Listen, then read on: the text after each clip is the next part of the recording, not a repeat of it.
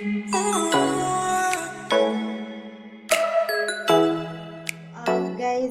this story actually it hits me so hard because it happened at a very bad time in my life, at a time that I was actually going through a lot of things. So guys, I have two kids. The firstborn is now 7 years, the secondborn is now 9 months. So this story I'm going to narrate it based on my firstborn child.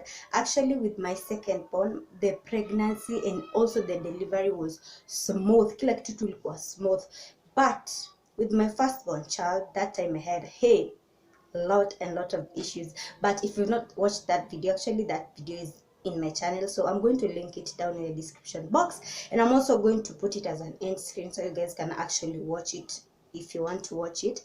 So that time I was in school, that time I was not married, that time I was like, even I didn't even know if I really want to ever get married or not.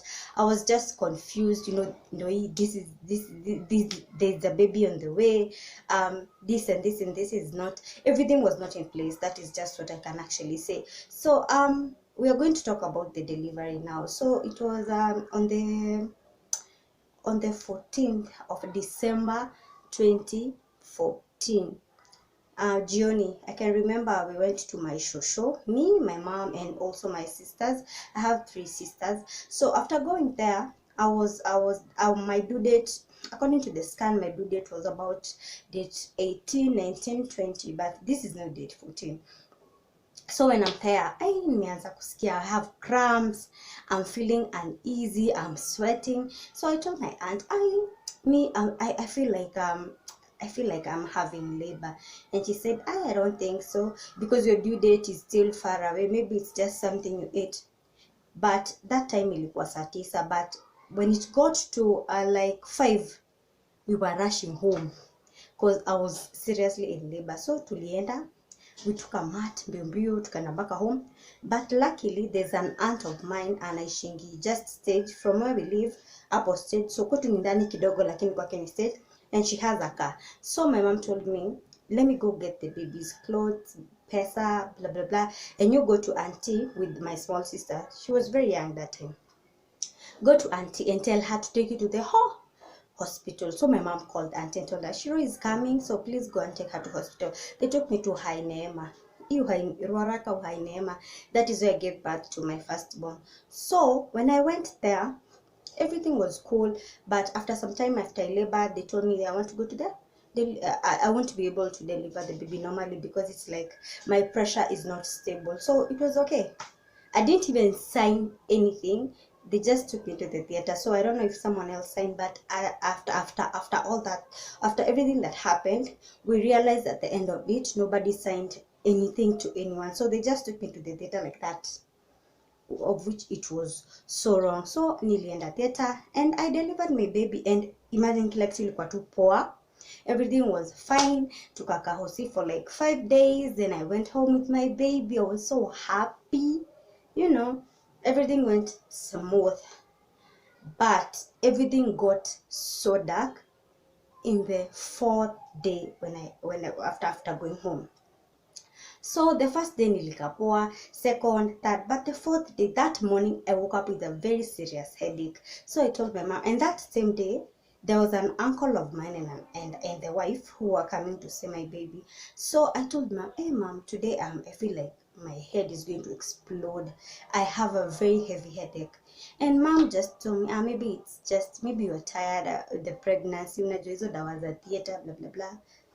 So mom, sorry guys, it's my baby who's distracting me. So my mom told me, just go and lay down, maybe it will just go away. And I did so. I went and slept. So I slept for a very long time. So guys, I told mom, hey mom, today I feel like I'm really having a serious headache, and mom told me just go and lay down. So I thought, when I think about it now, it feels like I slept for a very long time, because my uncle and my aunt came and they saw the baby, and Luckily, my baby was not a baby that cries all the time. So walikaa naye for a very long time without crying. So my other aunt now came. No, leave alone the two. The other one came. After she came, she said, this baby is crying. She found my baby crying and said, let me go and call Shiro, because that's how they call me at home. Let me go and call Shiro so that she can breastfeed her baby. And that was that. And then she came to the bed.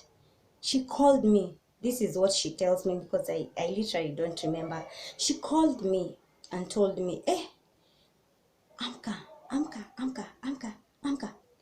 She tells me today that she called me for almost 10 minutes, because I was like in a deep, it's like I was going deep and deeper into the sea. Like it's like I was diving down to the sea. So she woke me up, then I woke up, and I got the shock of my life when I woke up, because I was not seeing anything. I was literally blind for like let's say like half a day. I wouldn't see anything. So I cried out. I cried out with all my heart. Why can't I see? And they told, it's gonna be okay. Don't shout. I was shouting everywhere, because you can imagine, unaona. Then after some time, huoni. I mean, that can be really tragic for someone, where I cried. So they took me. Luckily, my ankle had a car. They took me to the hospital, same hospital that I gave birth to. So they went there, and they told them, since she gave birth to this hospital, this is the same place we have to memrudisha, because you are the ones who know what you gave her, like what drugs you used on her. So maybe you're the ones who know how to control whatever is happening. And they said, it's okay, this happens. And they were shocked. This happened. So like that made me question that hospital. Is that hospital really a good hospital?